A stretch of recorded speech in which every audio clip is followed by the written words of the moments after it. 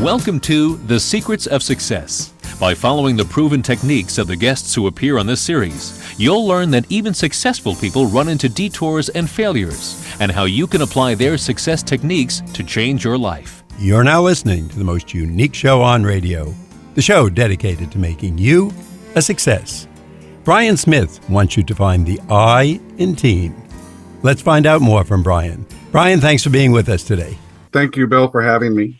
Now, you've written a book, Individual Influence, and I want to ask you today, isn't everything, and of course you say about the I in team, but isn't everything, we're a team, we're a group together, we got to work as an organization, the sports guys on TV, everybody. How come you're so different? Well, I think the difference that we have is redefining the individual, and the individual can be one person, myself, or many people, and many people changes in each of our lives, in each of our areas of influence. So if myself and one other person are doing something with a common goal, we are together a team for that moment, but I might pivot away or they might pivot away, and we join others, and those others can be one to many again, and then we are individual again. So our play on words with find the I in team is not just finding yourself, but finding the influence that you have within each individual that you work with throughout your life, and understand the influence that you have when you're doing that. And this was fantastic. I really enjoyed going through your book, and it's something I had thought about over time, and we'll get into that further. But you actually have a company named appropriately, if I'm correct, Individual Advantage. Is that right? That's correct. We named our company back in '96 when we started the company, Individual Advantages, and we named it that because our goal was to identify the advantage of every individual. And even back then, we felt the individual was one to many. We could be individual alone or individual together, whatever that makeup might be. And I'm guessing what you're trying to do is get that round peg in the round hole rather than most of us trying to fit it into the triangular hole or the rectangular hole, et cetera, et cetera. Yeah, I think it's, finding the I in team is about finding out which peg you are, round, square, and then giving you a path to understanding why you're that way, and then how you can fit in those different places in a better way. We don't necessarily always have to be a round peg in a round hole. You might have to be a round peg in a square hole. And how do you do that? How do you understand it? How do you commingle with those differences? And how do you make them work for the betterment of both of you? Now, you say that a person's personal definition of prosperity is very important. Can you expound on that a little bit?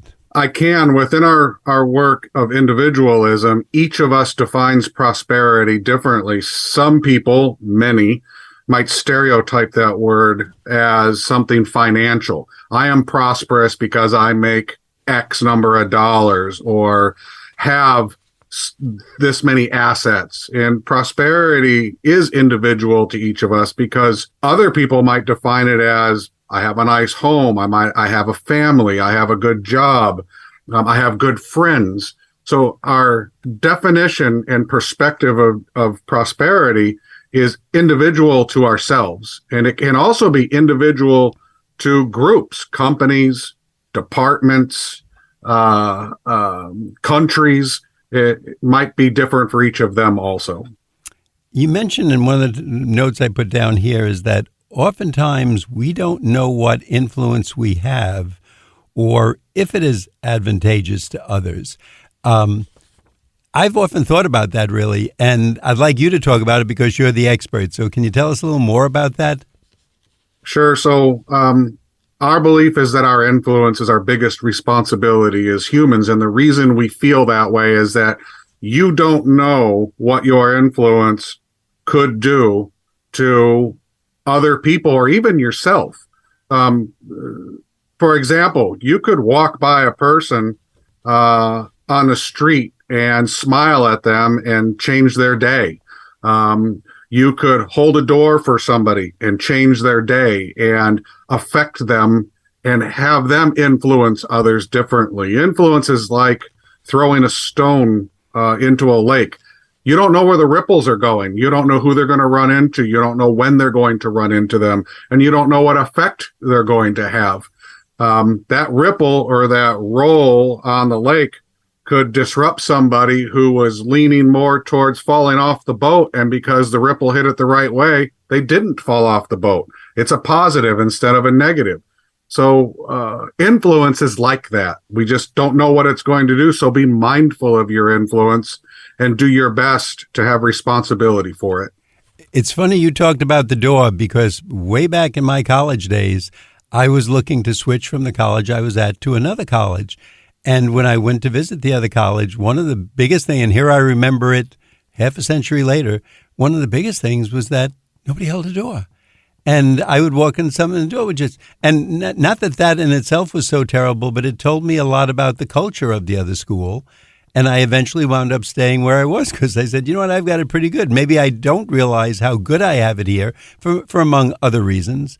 And it just made me do some deeper thinking. Now, do we know our advantage, or is it the kind of thing someone else will look at and say, you're really good at this? And, you know, we kind of go, me, that's so easy, because to some people, certain things come naturally. I think it's all of the above. I think many of us know what skill set we have and where the advantages are in our area of influence. Not always is that influence positive. Some people know that they're good at doing things that aren't so good, and they take advantage of them. But most of us understand what our strengths are, what our weaknesses are. Those of us that hide from those weaknesses oftentimes find out about them in a very unpleasant way, and that has a different influence on us. And that's where the ripple comes in, and managing our influence becomes even more important. You actually say failure can be an advantage, and I'm sure that causes a little bit of a stir when you say that, because obviously most of us don't want to be thought of that way or be a failure in any respect. What do you mean by that?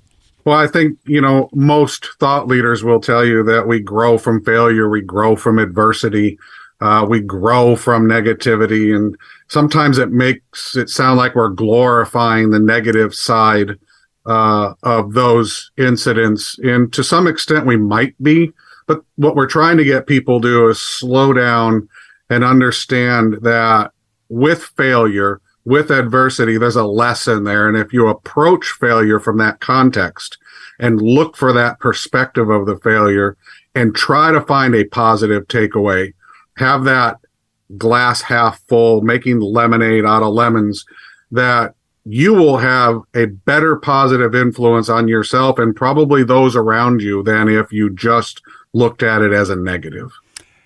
Can you tell us someone perhaps you worked with, or one of the people you coached or students or mentored, that maybe didn't know an advantage they had or an individual talent or influence, and after working with them, it was like night and day in their life? I'm sure there's many that came through, or their abilities, but is there any one or two that come through to you right now? Oh, there's one very high of mind. I have a team member here. She manages our consulting operations in Illinois, and she's an amazing advisor. And I think one of the struggles that she had working in our area of influence within the context of our business is that our senior advisors are also our salespeople. We don't have salespeople here. And when you tell somebody who is a professional advisor, or I don't care what kind of professional services they're in, that they're going to be part of a sales process, that's scary to them. They look at sales in a much different way. 3 years now into her relationship with us, she is probably one of the best sales people that we have in the organization. And I think she would share that it's amazingly surprising that she had this hidden talent. And I think it's semantics. We're all salespeople, and how you apply it and how you explain it to people and how you put it into context to what we're doing changes the thought process of a word, and it's become an advantage to her and not a disadvantage. It's funny you say that, and it's our background. We should talk after the show because a lot of the things are right on the same point.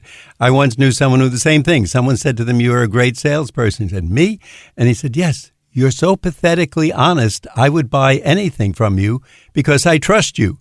And she never thought of herself that way. She was in management. It wasn't that she disregarded sales, but it just never entered into her mind. But because of her trust factor, and she was very straight with people, they all loved her. And if she said to buy something, they would go to the ends of the earth to do it. So I see your point, and it's well taken. Brian, at this point in the show, we want to remind our listeners that you're listening to The Secrets of Success on the voice of Nassau Community College, 90.3 WHPC. I'm your host, Bill Horan. Today, our guest is Brian Smith. He is the author of a book called Individual Influence. Find the I in team. We're going to ask Brian, one, where we can get the book, and if there's a website where we can learn more. Yeah, so our book's available on Amazon.com, on Barnes & Noble, and other major online book retailers. And our website is iabusinessadvisors.com. And you start out mentioning, it's funny, you say at the beginning of the book, it's a book that's a journey focused on finding yourself. And the more I got into it, and even talking to you today, I'm finding that's certainly true. I mean, somebody at the end of the show may say to themselves, I'm in the wrong profession. If I really follow what Brian is saying, honestly, I mean, their talents may be amazing in another profession, but for whatever reason, maybe it's not where they live. Maybe it's something out of their realistic approach because of learning curve, etc. But I think they're going to find out a lot about themselves, and it's really very interesting. One of the things you also mentioned, you talked about every action or lack of action is influential. And of course, you just told us, you used the example of a failure to open a door for someone. So it could be something we're not doing that has a big influence, I guess, on people we work with or our clientele, et cetera, et cetera. If I recall, I think in your book, I read something, you had a rule about cell phones and meetings. Yes. Cell phones aren't allowed, or if they are in a meeting, they either need to be upside down so you can't see them light up, or they have to be put away. They are a distraction, and they cause multitasking, and multitasking causes a fracture of our ability to be our best self in that moment. If I can't give you 100% of my attention, then you're not getting my best self. And when we're in a meeting, everybody needs to bring their best self to the table. Our clients are paying for that time, or our peers are expecting that when we come together to work towards a common goal. And it came to my mind when I was reading that section of your book. Imagine if we're being talked to by our doctor, and they're usually very brief. They come in, doctors are busy today. They have to see so many patients in an hour. And if the doctor is taking out the cell phone, reading a couple of texts during that time, or the salesperson, whoever it is, or the business person, right away, the message to me is, I'm not very important to that person.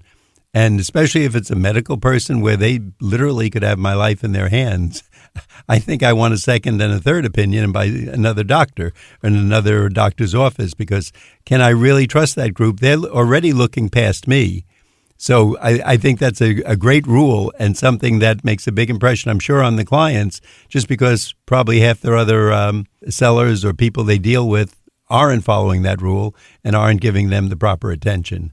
Brian, you mentioned another story. I love some of the anecdotes in your book where your firm was a definite underdog, and you knew it, and you're laughing, so you remember this. But I thought that was a great line, and I'd like you just to tell the story to our audience. So I think you're talking about our work for a hospital in Denver, where we were proposing to help put in new information management systems. And I walked into the room, and all the big players in information technology were there. And I actually knew them all and didn't know how I was going to approach this problem. And because we were the smallest, but we still did work in this hospital, so we knew people, we were afforded the opportunity to go last, which I think the hospital people thought was an advantage. But anyhow, by the time it was our turn, you could tell that the people in the room, their eyes were glazed over. And if I didn't do something remarkable, we weren't really going to leave a remarkable impression. So I was asked what differentiates us from all these other great people. And I said, well, we train all their people to do the job that you're asking us to do, because at the time, my company was the training center for Microsoft, VMS, and other Unix technologies in the Denver area. And so that's what I pointed out. And at the risk of upsetting the other clients and peers in the room, it did what it was supposed to do. I thought that was a great line. And of course, it applies to lawyers and doctors because they give lectures.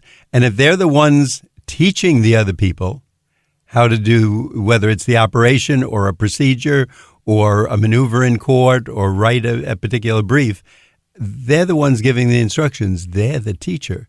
And I think sometimes we forget to give that respect to our teachers in the local schools, whether it's the third grade teacher, because something that third grade teacher says is going to stick with that student for the rest of their life, and the fourth grade teacher and the high school and the coach, all of them. And sometimes we demean them very quickly because of some incident, or we couldn't get the student out early enough, etc. But how much that means when the person teaching is the one really in control. You said the single best piece of advice you can give anybody is what? Slow down. Yeah, you listeners can't see it, but there are sloths all over my desktop. There's a sloth on my water bottle. It's our spirit animal for our company. Slowing down is the foundation of being able to be in the moment and to be your best self and to live life right now in the present, which is where you're supposed to be. That doesn't mean that we're not thinking about things that are going to happen, but you can slow down and allocate time, and that time is allocated towards that thought process of the future, what you're going to do, strategizing, tactic development, self-management, self-develop, all of those things. But you have to slow down first to be able to do those things effectively.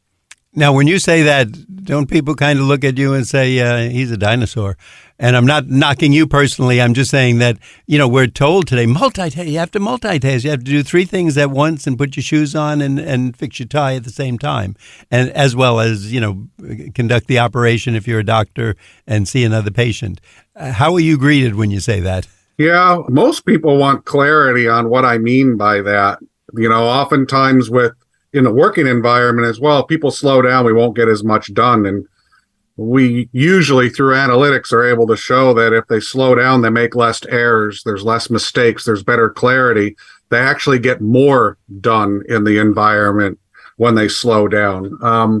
As far as society itself, my dissertation was done in 1999, 2000. I argued it in 2001. And it's entitled Technology-Induced Attention Deficit Disorder. And it was based solely on what technology was doing to us as humans and trying to speed up our thought and decision-making process, and how it was creating this induced attention deficit disorder within humans. And we were seeing it already back in the late 90s, early 2000s. I think you were the forecaster or the early ones to see that, because in fact, what you said about the multitasking, we've heard that from many of our guests, and absolutely true. We think we're doing more because physically we have 3 things on our desk and we're trying to talk on the phone while writing something down and handling our checkbook. In the meantime, we make more mistakes and then have to go back and correct it, which takes longer in the future, et cetera, et cetera. So, and I asked your permission if we could use this story. You have a great story in your book, and you make yourself the focus of it, which you're willing to take the hit. Let's put it that way. But can you tell us how you learned the hard way about slowing down? Yeah, it's a good story. Again, in Denver, and my mornings are very structured.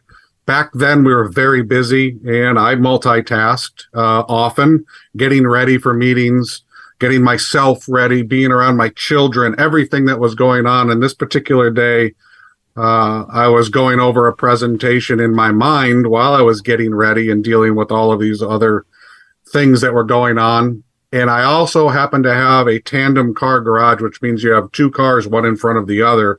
And I decided to move one around the other while I was still thinking about my work and everything else going on. Got in my car, got on I-25. About 13 miles down the highway is when I finally, and the reason that I slowed down is traffic slowed down. So it actually had to make me pay attention to what was going on around me, which slowed my mind down. And when I slowed my mind down and was focusing on all of the new traffic in front of me, I realized that I had forgotten to put my pants on. And I had shoes on, tied. I had a shirt. I had a tie on that was tied. I had a sport jacket on, but no pants, just boxers. And yes, it ended up costing me a lot more time as I turned around and had to get pants so that I could get to a meeting and do what I was preparing for that whole morning in the first place. And mentally, that must have shaken you up too, just to say, "Wait a minute, how did I do this?" And now I have to explain my way out of it. But I thank you for sharing that with us, because again, a lot of people don't want to share their own missteps, so to speak. But it does show what can happen, and if it can happen to you, you're the author. You have a doctorate. You're involved with your own company there, and you're the guy out front. If it can happen to you by rushing through things, it can happen to anybody. Brian, once again, I'd like to let our audience know, if you're just tuning in, you're listening to The Secrets of Success on the voice of Nassau Community College, 90.3 WHPC. Our guest today is Brian Smith. His book is Individual Influence, Find the I in Team. Brian, I'd like you to tell our audience where we can get the book and where we can find out more about it. Yeah, thank you. Our book's available at Amazon.com, Barnes & Noble, and other online book resellers. And you can find us online at iabusinessadvisors.com. And we'll ask you that one more time at the end of the show, so if someone wants to get it down. Also, to our audience, I'd like you to remember that if you didn't hear the full show or you want to recommend this show to someone else, you can go to nccradio.org. That's nccradio.org. Just look, that's for a podcast, look for Secrets of Success. And of course, the title is Individual Influence with our guest, Brian Smith. We make it easy for you. Brian, people have trouble obviously focusing today. There's so many distractions, etc. And I'd like you to kind of get into things with us. You have something you call SMART goals, and you use SMART to help us remember things. So can you tell us what that stands for?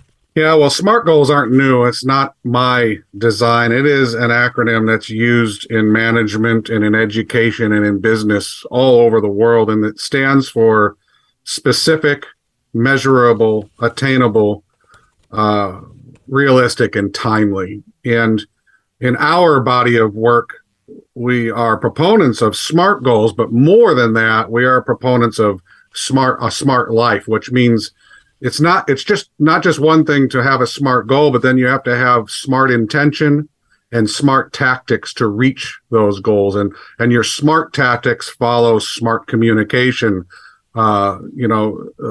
smart development, smart everything. So we challenge ourselves and we challenge the people that we work with to be smart in all that they do.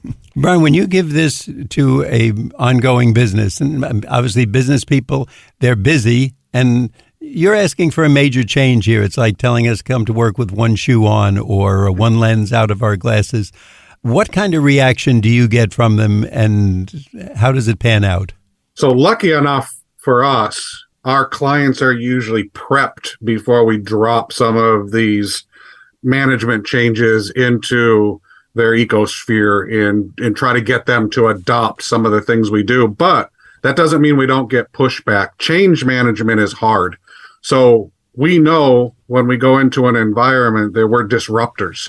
So if we go into, let's say, I'll use the medical world. If we go into a medical office environment, their job is to be medical people, and the people that work in that office support the doctors and the nurses and the other assistants, and that's their job. When we come in, we are a disruption to that because that's not our job. Our job is to introduce new tactics, new strategies, new communications that will enhance their ability to be medical people. So it's on us to give them a change environment that allows them to engage with what we do and stay focused on what they do. So we use visual cues.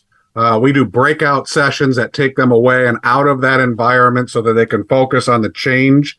And we give them takeaways that help them to introduce whatever it is we're teaching them at that moment into their regular daily routines in their area of influence, specifically to what they do. Is there anything that helps? Whenever we hear something new, of course, we're there and it's just like tasting a new food. Oh, this is great, or a new restaurant. But obviously in business, you want something to last because this is obviously going to be beneficial to the business, to the individuals themselves, and make them more productive. How do you keep that in their mind once you've left, or if you're not there, or do you come back after 3 months? Yeah, so similar to many of our peer companies and or competitors, is ours is a management system. So our clients buy into the system of smart management, and we give them tools to engage with smart on many different levels, from how we conduct meetings. We have a smart agenda, and then following that smart agenda, and that smart agenda follows smart, having smart communications. And we turn smart into a behavior, and over time it becomes habit. And we use tools to develop smart habits within our clients' organizations that support their culture, that supports their objectives and their mission, whatever that is, in whatever area of influence that they're in. You've certainly given us a lot to think about, and this really is an easy read, Individual Influence. And to our audience, if you want something that's going to get you thinking a little bit, and you should, because if you want to be on the success trail and you want to do things that's going to move you ahead based on your definition of prosperity, as Brian said, this is the book for you. It's an easy read. It'll get you thinking, and you might even change your whole field and be much happier and much more successful. Brian, once again, I'm going to ask you the website and where we can get the book. Yeah, the website is iabusinessadvisors.com, and our book is available at amazon.com, barnesandnoble.com, and other major or book resellers online. The author is easy to remember, Brian Smith. The book's title, Individual Influence, Find the I in Team. Brian, thank you for being with us today. We really appreciate your time and the new thoughts that you put into our mind to make us successful. So thanks so much. Thank you, Bill, for having me. To our audience, we'd like you to know that you've been listening to The Secrets of Success on the voice of Nassau Community College, 90.3 WHPC. I'm your host, Bill Horan, asking you to please join us again next week at the same time when we will continue our journey to success.